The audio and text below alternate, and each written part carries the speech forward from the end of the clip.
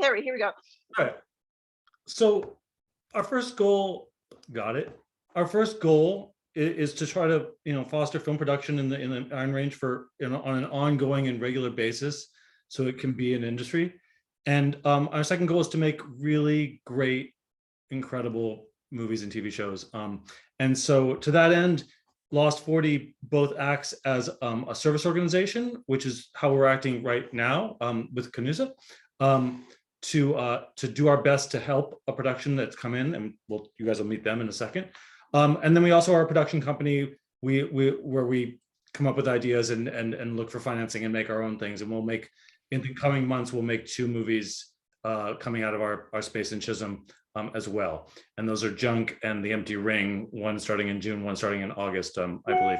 But so more on that later. But for the moment, just thanks so much for everyone being here. Ask any questions. The whole point of what we're doing is to get involved with people who show up at things like this. So there's no question too small or too weird or whatever. We want to hear from you. And with that, I want to pass it over to my partner, Matt, who will talk about, he's actually there, I believe. You're there, right? Yeah. I'll pass it over to my partner, Matt. We're all in different rooms. They're about 5 feet away. Yeah. Hi, everybody. I'm Matt. I'm working, I guess, I don't know what my official title on this is yet, but what's that? Mouse. Yeah, that works. Like Carl said, we're a production service, so we're offering, locations. We're working with these guys and the city to make sure that, they have what they need. The city is aware of what we're doing and just keeping them up to speed. Trying to work with the locals as well in hiring. So that's a big push for what Lost 40 is up to as well. Gosh, I don't know what else I've got right now. So Well, no, but I mean, the one thing I'd add to your thing, Matt, is that, Matt is probably our most on the ground guy, coordinating crews for Lost 40, which means that if there are people on this call interested in what we do in a practical, jobby way, Matt's someone to talk to. Yeah, organizing a lot of the workshops. We did 2 workshops last year with UMFO, and we have 3 lined up this year.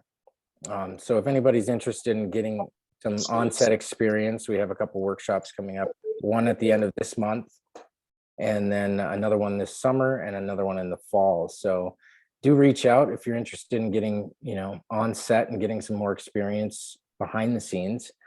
I'm sure there's going to be some more workshops that come up. We've been talking about doing some acting stuff as well to get people some experience in front of the camera, both background workshops and also doing some actual acting workshops. So yeah, that's my spiel. I just got done looking at strip boards and Excel spreadsheets all day, so I can tell you all about those too if you want. Well, let's hand it over. Zach and Carver are here they're in this box over here for me, but for you guys they might be somewhere. But hey, Zach, hey, Carver. Oh, hey, yeah. That's it. Hi, I'm Zach Morrison. I'm the writer director of CANUSA Street. This is Carver Dizerens. He's the producer.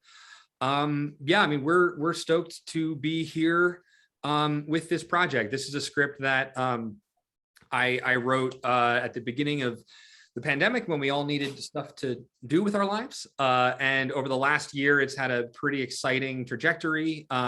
It started placing in screenwriting competitions, and we were at Catalyst Festival down in Duluth, where it won their screenwriting competition for best comedy teleplay. And that's kind of how we got in touch with UMFO and Matt and Carl, and it just seemed like a perfect fit to bring this show here to Chisholm. So we're really excited. And I can give more practical information. You're going to notice us around town. We're going to be sort of in the downtown area. We're going to be at the curling club. We're going to be at the library. We're going to be over behind the curling club on 6th and 7th Street. You'll see us around, feel free to stop by, wave, take a picture. We're going to start shooting on April 19th, and then we shoot till the 28th. Like I said, sort of all within a couple minutes of City Hall. So you'll probably see us most on the 19th when we'll be out on the street. And then on the 28th, we'll be outside at the library.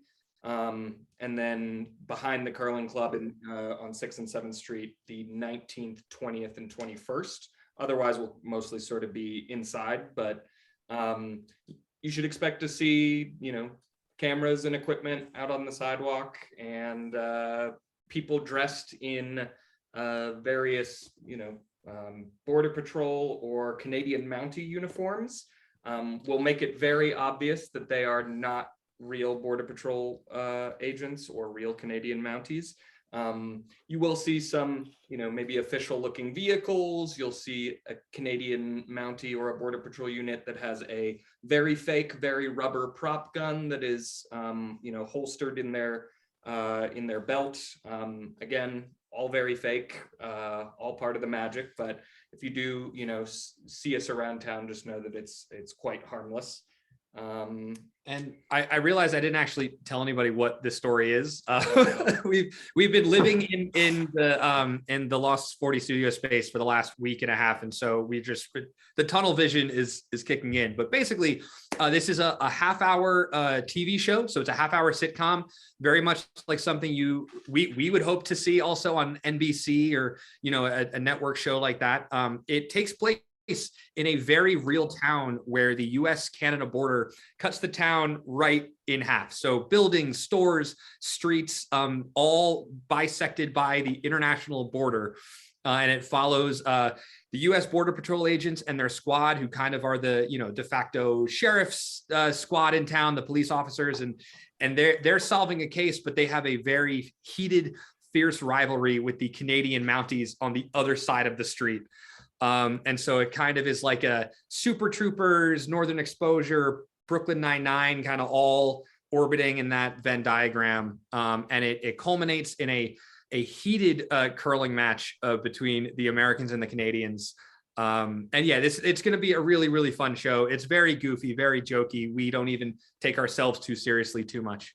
So hopefully this is something that can be a fun experience for us and for you as the town. And we're really looking forward to it. One other note, your eyes are not playing tricks on you. If you see a person in a Canadian Mountie uniform and then the exact same looking person in a US Border Patrol uniform, because they are twin sisters. So you don't need to get your eyes checked if you see that. Yeah, and my brain is shutting off today, but our two lead actors, the lead Border Patrol agent and the lead Canadian Mountie, they are both twin sisters. So it's going to be a very, very goofy show.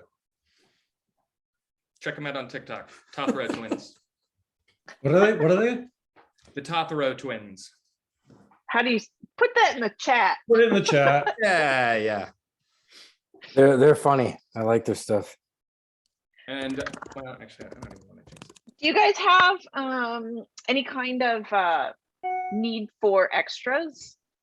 Yes, actually we do. Funny you should ask. I know. This is great. Yeah, so on the 25th, Monday the 25th? Yep. Monday the 25th, we are going to be at the Chisholm Curling Club again for this heated bond spiel between the Americans and the Canadians. And so we're going to want people to come out and be kind of rooting for their side and their team. And hopefully that could be a place where we can get extras hanging out at the bar area upstairs, and yeah, just kind of watch some curling. Yeah, if anybody wants to come down and see a little bit of how it's made, but also just kind of hang out in the background, cheer on your preferred side of the curling match, we'd love to have you. And are there any other background that they need to contact Paige for? I can put Paige's information in here if there are. Yeah, we have some like kind of general background positions for most scenes. So if there's anyone that is like super interested in getting, just kind of background actor time, we're going to need like a few people here and there for most scenes. So feel free to reach out to Paige. The contact information's in the chat. But yeah, definitely By the way, background is, you've heard the term extras. Background is what we call extras often. So it's the same thing. Yeah. Right. Good point. So how else might other people get involved? Well, Like, we are. what if currently- what if I want to come watch? Can I come watch? You can absolutely come watch. Yeah, I mean, certain of our locations are going to be more closed when we're inside, and sort of going to have people coming in and out, equipment moving around, all that kind of stuff. But certainly, when we're like the curling rink, it would be great for that. And when we're outside, it's your town, so feel free to stop by. We might ask you to step back so you're not in frame, but feel free to come through and check out and see how it is. One other thing I will mention is we are still looking for a house for one of our characters. So if you are interested in lending your house to the production, we have a day shooting outside, which I think we have. We're just looking for the interior, or it might be the other way around. Yeah, looking for a great kitchen or dining room table for a couple characters to have a beer at. So we're our who should they reach out to? Probably Noah. Okay. Yeah. We'll drop our location manager's email in the chat as well. And if anyone's interested in featuring your kitchen or dining room, please let us know. Well, what would that mean? Like, what would they have to give up in order to have people? Yeah. How big does the dining room need to be? That's what Lori just asked. Bigger is definitely better, just so we can maneuver around and bring in equipment and whatnot. But essentially it means we would probably displace you for the day and say, hey, we're going to come in and we might move some of your furniture around. We might bring in some of our own furniture, hang a couple pictures or flags or something like that on the wall, and then shoot there for a day, for a 12 to 14-hour day. Are you looking for a more modern look, or what kind of look are you looking for? No, I mean, no particular needs as far as interior aesthetic, just sort of if you have a man cave, that would be swell. And any just kind of homey vibe for just someone who's been living in this town. And so really any house we're kind of open to, and we're very much also in the camp of like, we will put things back better than we found it. So I do want to stress to anyone interested that, we're not going to come in, completely trash your place and then bail and leave. More likely we're going to come in and it'll be cleaner than when it was when we got there. So not to say that you have dirty houses, I'm just saying. It'll be very clean. Yeah. And fully COVID, we have a whole COVID protocol, COVID compliance department. So everywhere we're going to be, it's going to be a very clean and safe environment as well. I see Noah put your stuff. Thank you, Noah, for throwing your stuff in the chat there. We can push out that. We will push that out also on the info Facebook sites, etc. Before I have a couple more people to introduce and some things to talk about from an UMFO perspective, but let's just for a second, if we could open it up. If anybody has any questions, curious about anything, you totally have their complete attention now, and we'd love to be able to make them accessible in any way. Does anybody have any questions?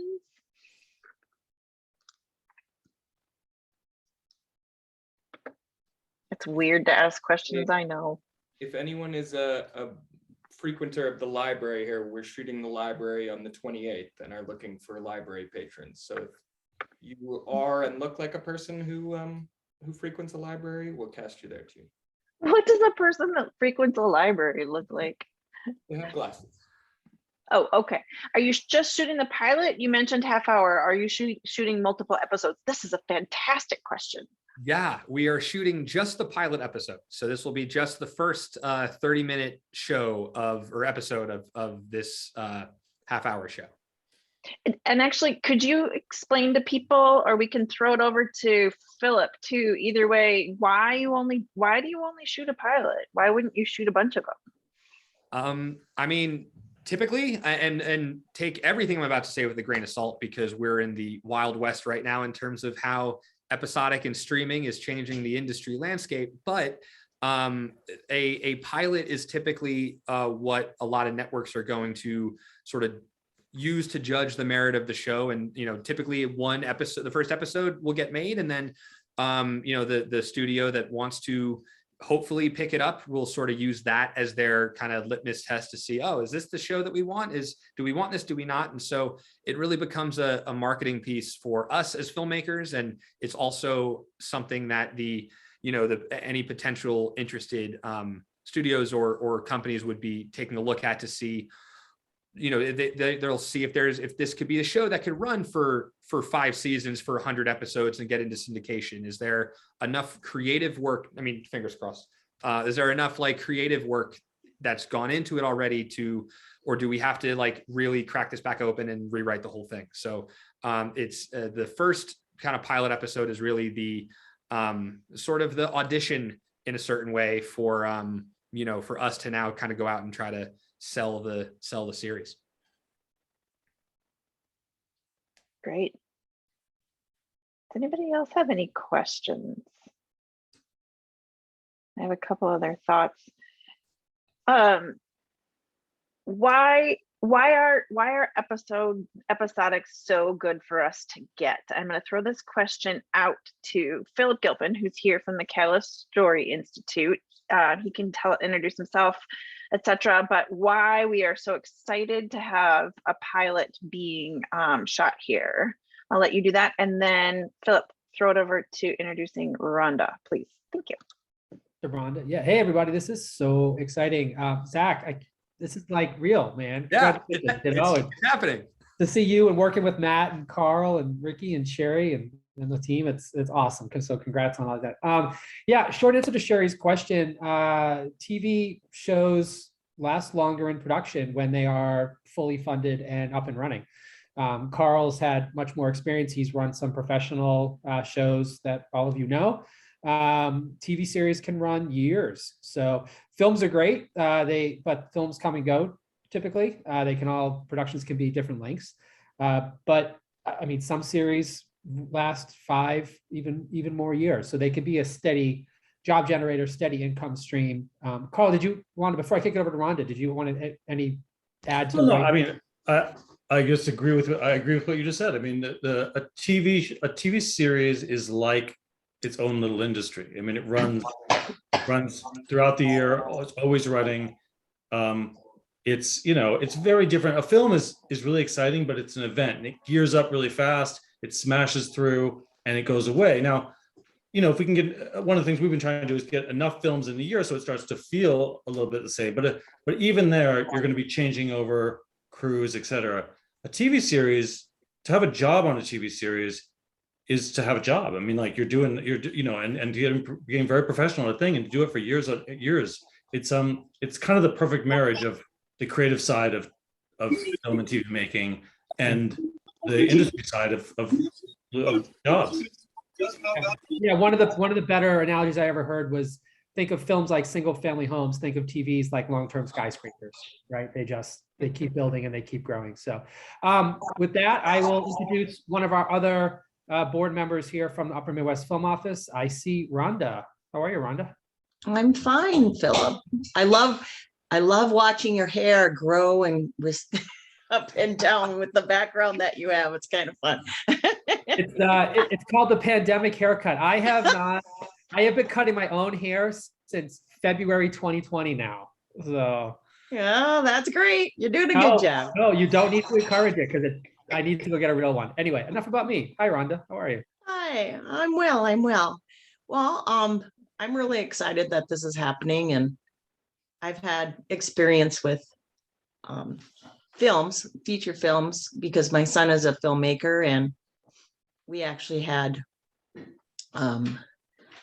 our home and our cabin used for two feature films, and it was a wonderful experience, excellent experience. The reason I'm really involved in this is because I saw how well this industry operates and how efficient they are. And also because I'm a lifelong resident up here, and I know we're going to need a new industry up here. And this, I believe, is the industry that's going to roll in while our mining industry is wrapping up. There's lots of money that could be brought here, and it will go to the vendors here, the restaurants, the hotels, the people who live here. And I think it will bring, I'm hoping it'll help keep some of our young people here also, because this industry is kind of a sexy industry. And I think that is helpful too. So if anybody has any questions about what it's like, I mean, there's lots of stories I could tell, but they were all very fun, very good times that we had with the people. Thanks, Brenda. Yeah. So I'm at the Upper Midwest Film Office, and my role is promotion and outreach of the region to get people to bring their projects here. So Ricky and I work together on that. She's the chief production officer. I'm the executive director of UMFO. We work together to do like I said, the promotion and marketing, helping to connect crew and services to outside productions coming in. We work for the incentive dollars that are attracting teams, and we're not going to get super into that today, but that is one of the reasons why Zach and Carver are shooting here. Yeah. Yeah. Do you want to say anything about that, and then I can go on?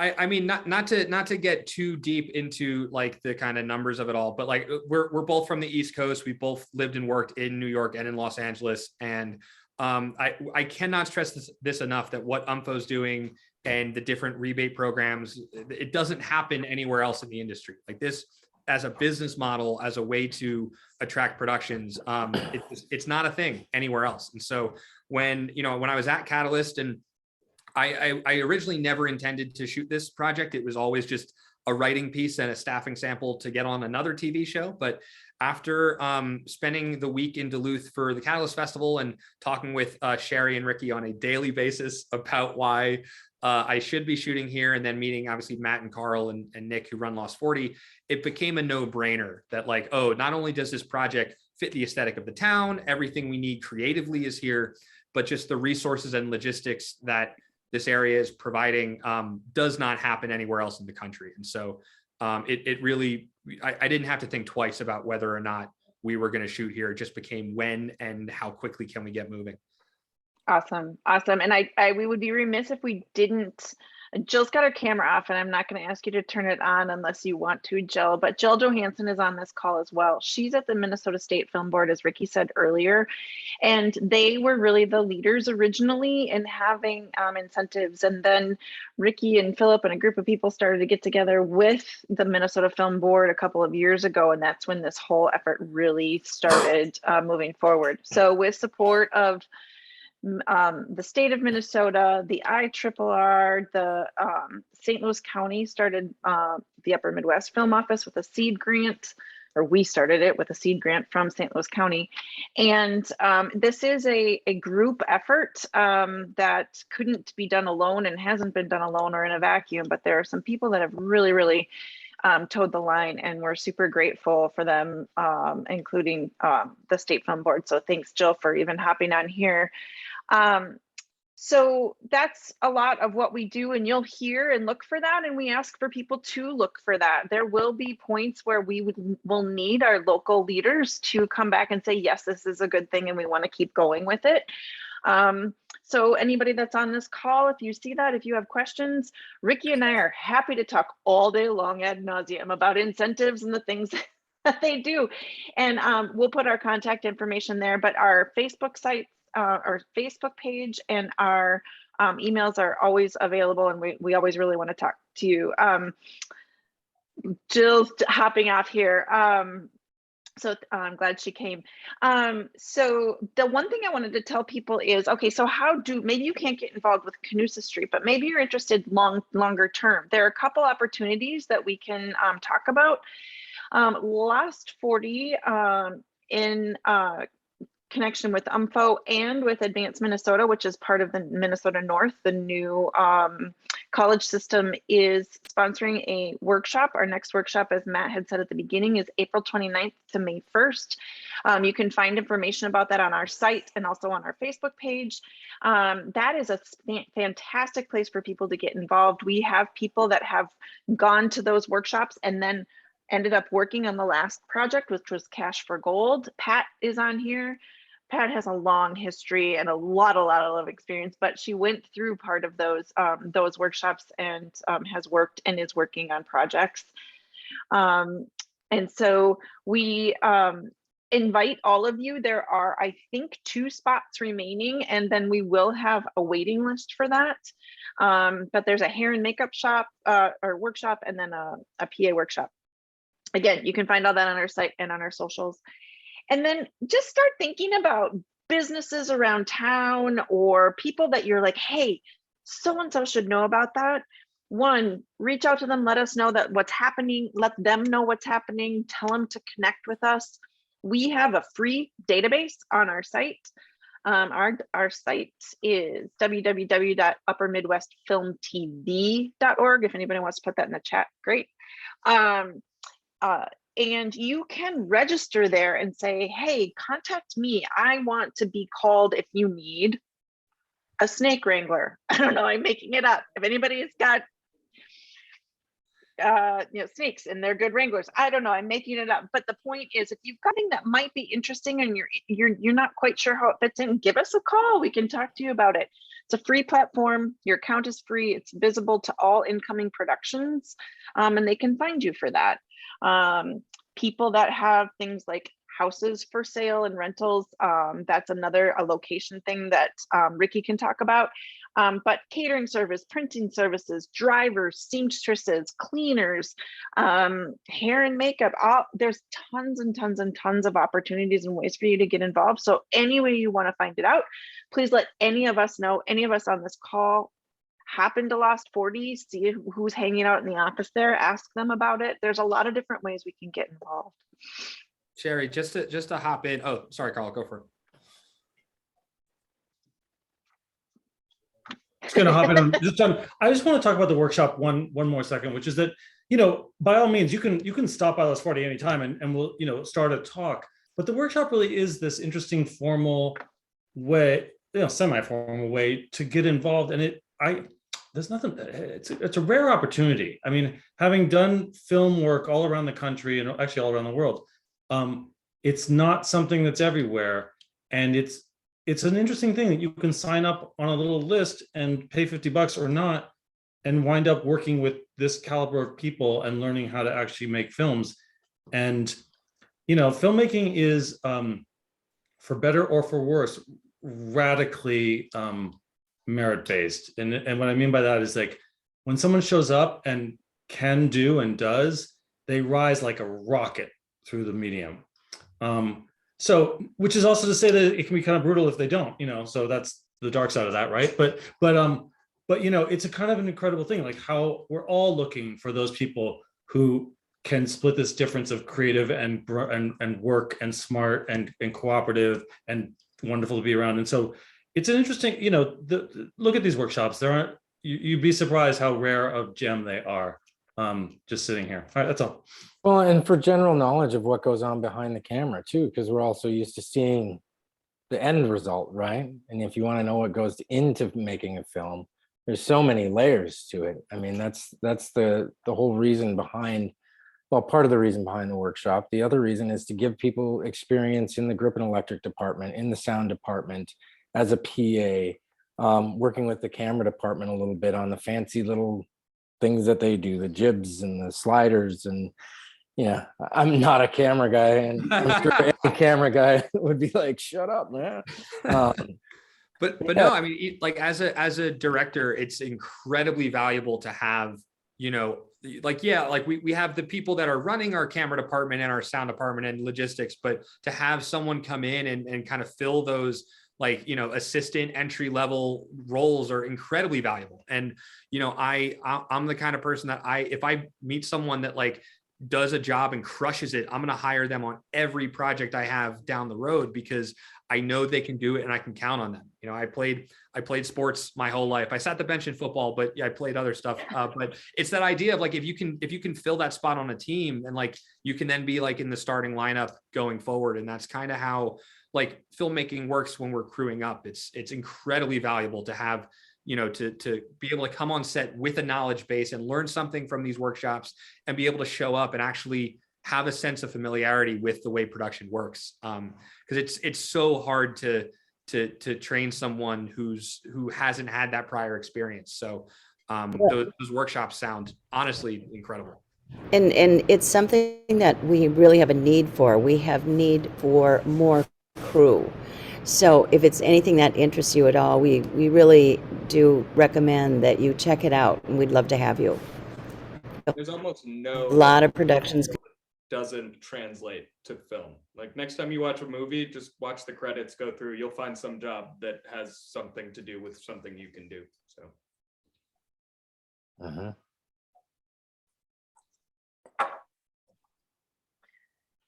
Definitely. We are super grateful for you all to be here. If we were in person, I feel like you would ask more questions. So is there anything else we can answer for you all while you're here?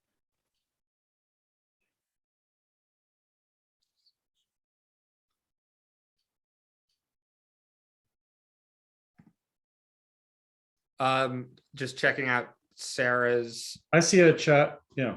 Yeah. What would happen if the show got picked up? I mean, that is a home run as far as what we're aiming for. That means that someone likes it so much that they want to make more of it, which means that's we're shooting the first episode now. That means we're shooting the whole season in a year and a half from now. And that means more episodes, more jobs, more opportunity for the community and the town to get involved, for Lost 40 to get involved. That's like, as a creator, that's like our careers jump to the next level. That's what, when you set out to do an episodic, that's what you are aiming for. It's that this Netflix or whoever likes it so much that they want to pick it up and run it. And that's a home run. So I can't tell you like all of the details that go into it, because I honestly don't know what that might look like, but that's what we're hoping to find out by doing the pilot and by doing it in a place like this where we don't have to build any sets, because the town is our set. And so we're hoping we can really wow some people out in Hollywood by just how authentic and cool and interesting it is here. So I would say if it did get picked up, you would, it's an interesting thing. Pilots are their own beasts. You would be you would be building sets. You would be ensconcing cast in, you'd be finding people would be buying houses, and like, it's a very interesting thing. When a show gets picked up, it stays there. No one's going to drive 50 minutes every day of their life, so people would be moving to town. Katie asked on that, and then we'll get to Lori's question. Who buys these? Like, how do you sell this? Who do you plan to sell it to? She might be asking where your financing means. How did you figure out how to make this? That's Who Lori's buys question. it is There's Netflix, another Amazon, question. anyone. But Yeah, but who I finance think it? it's two questions. Yeah. There's two questions. One went to me directly, Carl. Oh, I'm sorry. Which is, who do you plan to sell this to? Like, who do you want to sell it to? I think like if I could wave a magic wand and have it exactly my way, I feel like this show would live great on NBC or Peacock. I mean, I worked for many years at Saturday Night Live and The Tonight Show starring Jimmy Fallon. And so like, just that's kind of where my comedic sensibilities live. And that's a universe, quite literally universal, that I am familiar with. But, that's kind of the beauty now of this place that we're in with the industry, is there's so many streaming platforms and there's so many outlets, and there's a million different places that this show can live, because companies and studios are putting out new streaming platforms left and right, and they kind of need shows to live on those streaming platforms. So I mean, I'll just say, having a deep knowledge of Peacock, because I had a show that, like, we're at a place where Peacock actually doesn't know what it is. Like, which is a funny thing to do if you've got $1 billion in a platform, but so when they see something like this, they're asking themselves, do we want it, and is it us? And they might say yes. They truly don't know. There's no it's not cooked yet. And that's great for us as creators, because that means we get to kind of, at least in this phase, be as true to the creative side of things as we want to be. And we're going to sort of tee up the show to these streaming platforms, and maybe someone takes a chance. Maybe they're like, yeah, we can see this. Maybe they they don't know what they are yet, so they're going to take a risk on a show like this. Or maybe there's a platform that takes a look at the first 30 seconds and it's like that so we don't know where it could or would land, but that's kind of why we're doing it, is because we sort of want to see where this can go. By the way, Gretchen, people have noted your prop master thing, and someone will either they'll tell you that there is one, or they'll reach out. Gretchen, if you can DM Zach or Matt an email, that'd be great. Okay, so let's answer Lori's question, because she's not the only one that has this question. Like, how do you finance a pilot like this? How did you finance it? Yeah, you don't have to name names. You can just it's all private investors. It's all different relationships that I've kind of been building over my career. And Carver and I went to graduate film school together at Columbia, and so we've been working together for a long time. There's been a lot of years of making short films and doing film festivals and kind of working our way up through that networking circle. And the real catalyst for this project happening kind of was like when we won at Catalyst Festival. That prompted a lot of conversations, and basically, there were several people that kind of said over the course of many years, saying, hey, when the time comes when you're going to do the big one, whatever the big one is, let me know. And after after the successful performance the show had at Catalyst, I kind of went back to those people and said, hey, I think this is the big one. I think this is the one that I want to sort of go all in on and make. And so, we were able to get one investor in, and then when you get one, you can get three. And when you get three, you can get five. And so that's kind of how we were able to sort of build this. But it was really just primarily through private equity investment, through years of networking, and a little bit of good luck along the way. And I'll speak something to a broader idea of the financing thing, because Lost 40, the films that we're financing, is a combination of using taking advantage of the rebates, bringing in money like you're talking about from people we've worked with in the past, and also there's a wing of us that's also going out and just tapping the finance companies, German investor pools and random people we'll never even meet. You know what I mean? And so it's an interesting mishmash. What I've been thinking a lot about, though, and this is something that we're going to have to figure out, is we want to create a mechanism to encourage local financing without, it's not like we want to be like, hey, we're here, give us money. That's the wrong approach. We're here anyway, but I do think we want to find a way to get people buy-in. So we're going to look into that. The simplest thing is, of course, it's like a GoFundMe. That's simple. We could do it. It might be fun, but we'll be looking in the near future to figure out, to give people the opportunity to buy into these things if they want to. I don't want to make it ever dependent on that, but I've recognized that in being shy of that, we may be actually taking away an opportunity that would be exciting, which is to have people buy into something that's happening in their backyard. Hey, Carl, hold on, we got an echo going here. Yeah, there we go.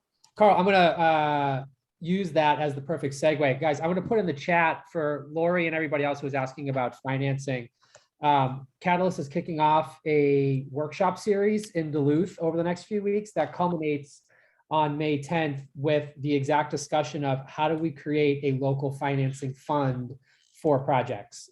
This has been done in other communities. It's been done in Chicago.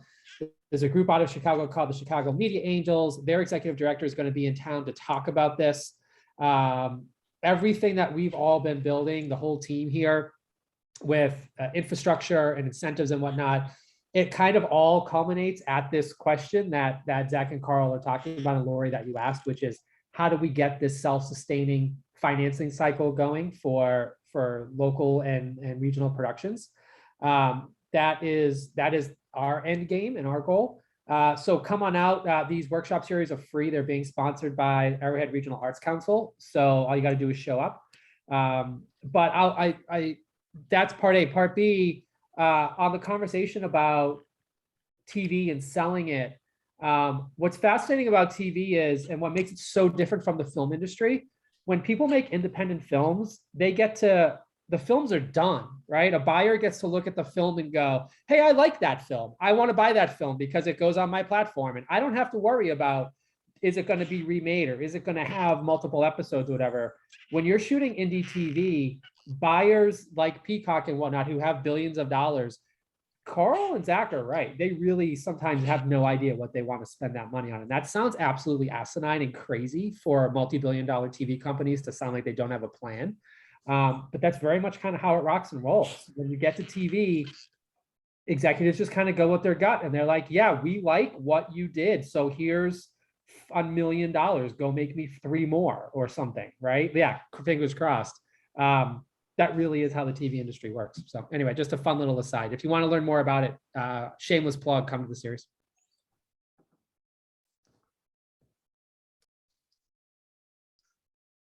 These are awesome questions and kind of fun to talk about. Does anybody else have any more questions? I will say the other thing that made raising money a lot easier is your film incentives. It was a lot easier to go to an investor and say, hey, we know if we shoot in this place that money is coming back that can be rolled into the production, or it's less of an investment risk because there are these rebates there. So that makes it a much easier conversation to have with a bunch of investors. Hey, I've got one question for Zach. Yeah. How's your curling game coming along? So funny you say that.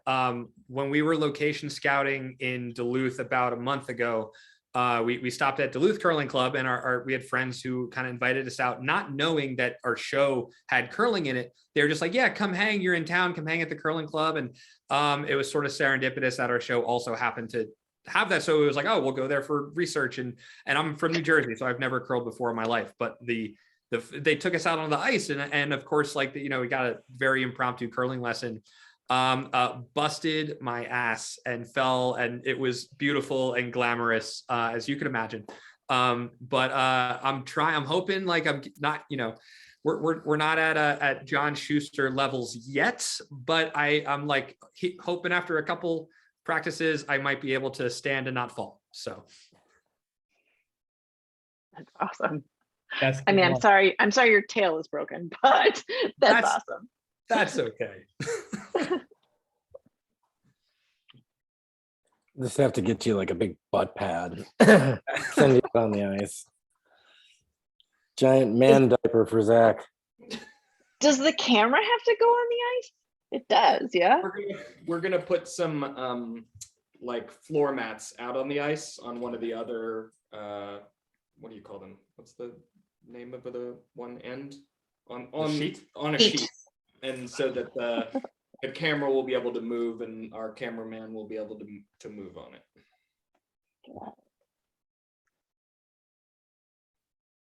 All right, you guys, thank you all so much for coming. We will hang out here if you want to chat some more for a couple more minutes, but we don't really have anything else. We really, really, really appreciate seeing your faces and seeing your names on our and coming and asking all the questions. Please, please, please reach out. And we look forward to seeing you. Thanks, everybody, and have a good night. Thanks. Thank you. Very helpful. Thanks, everyone. Thank you, guys. Bye.